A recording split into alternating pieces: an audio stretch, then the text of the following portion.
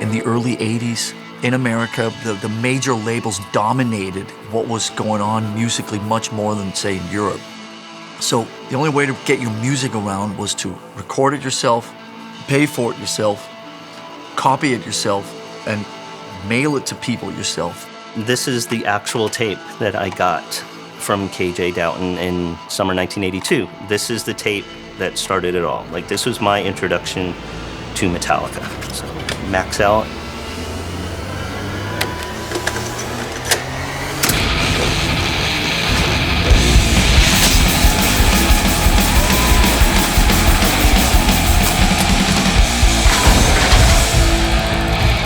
So yeah, back in the day, obviously there were no internet, no Spotify, no nothing.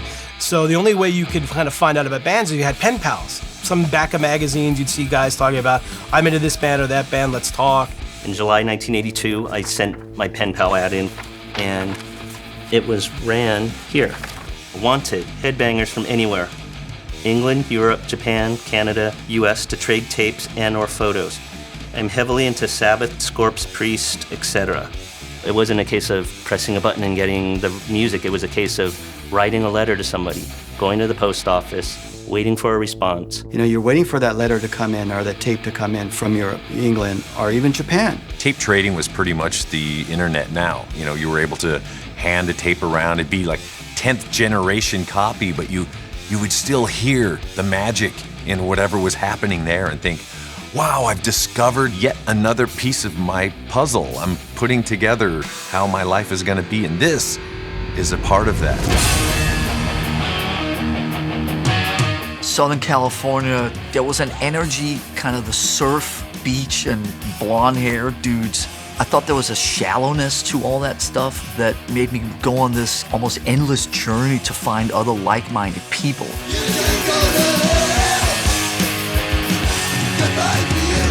So in the summer of 1981, I was traveling through Europe. In London, I found Motorhead. When you hover long enough, occasionally you get invited inside. I ended up in a room with 3 band members and just sat there and watched them write and rehearse for their next record, which was kind of a mind fuck.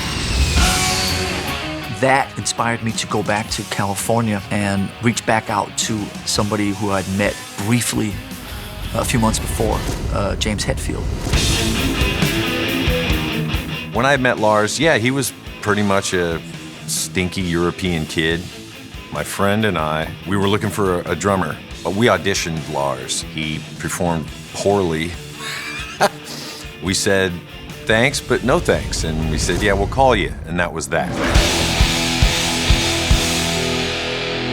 So when I was putting together this compilation of local LA heavy metal bands, at one point Lars were hanging out or something and he said, hey, if I can put together a band, can I have a track on the record? I'm like, sure. And Lars contacted me saying, hey, remember me? I've got a record label interested in me. That was extremely interesting to me because I was just trying to find people to jam with. I think the primary connection to James early on was that he seemed to be just as disenfranchised as myself. Wow. I had a lot of energy and tenacity. He had a lot of talent. Maybe I was slightly less awkward. He was really awkward. Kid had a lot of money. He had huge record collection, awesome stereo. He introduced me to a whole nother world of music.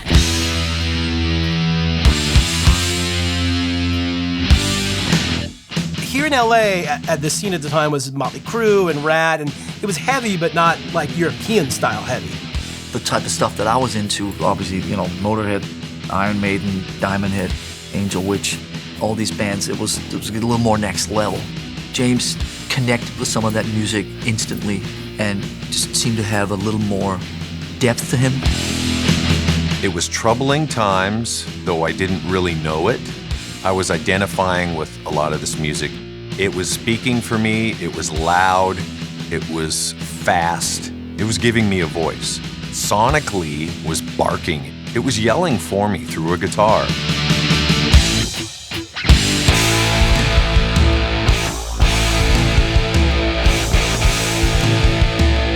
So we have the very first Metallica flyer. The very first show was at Radio City, which is in Anaheim. The show was horrible. Couldn't have gotten any worse. It was a Sunday night, and we were the only band playing. It's maybe 75, maybe 100 people there. Very first song, Dave Mustaine's at the very end doing the solo. Doesn't break one string, doesn't break two strings, breaks three strings. I've been on stage at about 2 minutes in my life, and there's a lull. Changes the strings, ting, ting, ting. It's literally like time just freezes.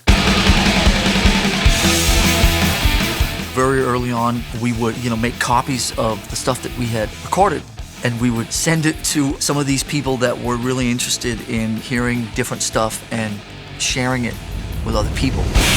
Well, first it was Hit the Lights, which we recorded for Brian Slagle's Metal Massacre compilation.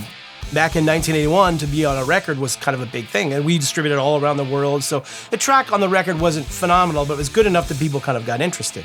And then we made the No Knife to Leather demo in the summer of 1982. Down to the post office I went, and off they went all over the world. You knew it was original because with Lars, you always have to have DDK and turn down bass on amp. And you can see that it's in Lars's writing. And this is what really just made the band explode, to be quite honest with you. I was friends with a guy named Johnny Zazula, who owned the record store in New Jersey called Rock and Roll Heaven.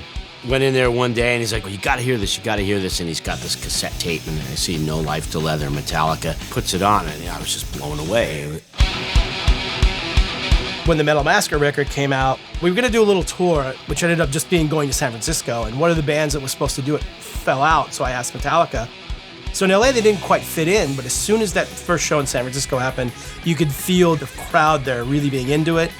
And all of a sudden, they start playing, and then the reaction from the crowd was nothing like they ever had in LA. No better feeling in the world than if you think you're alone in your misery or woe or questionings, that someone else says, oh yeah, here's what I do for that. Oh, wow. So when we came up to the Bay Area, people were there to absorb that. They were there to connect. Bass solo, take one. Metallica was getting really good. So Lars had asked me, do you know any good bass players? So I told Lars, I said, well, there's this band from San Francisco called Trauma. They're coming down here again in a few weeks. The bass player's amazing. You should come see them. As soon as we saw him, we couldn't believe what a freak he was, and we had to have him.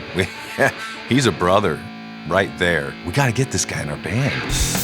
The way he attacked his bass and held it, and the whole set of dynamics was just otherworldly. He oozed this confidence, this I don't give a fuckness that I felt but didn't know how to do it. I sort of kept badgering him for months and months and months, which I've been known to do. Finally, it came to a point where he said, I'll join your band on one condition, which is that you move to San Francisco.